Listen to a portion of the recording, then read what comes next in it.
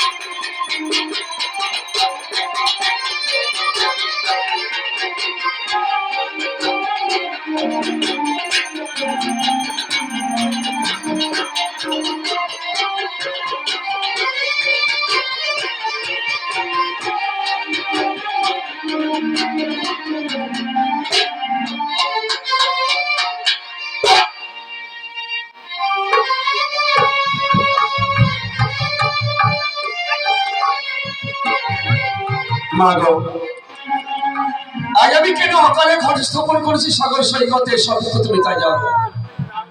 একমাত্র সীতা উত্থানের তরে মা সীতা আপনার তুমি এক নারী, এক নারী হয়ে আর আপনার চোখের জল কেমন করে চলছে বলো? তুমি কি রামকৃষ্ণ রাবণকে পরিত্যাগ করে কৈলাসে যাবে না? আর আমি কি রাবণকে নিধন করতে পারবো না? আমি শোনো রামচন্দ্র, যেদিন চণ্ডী অসন্ত হবে সেদিন রাবণকে ছেড়ে আমি কৈলাসে যাব।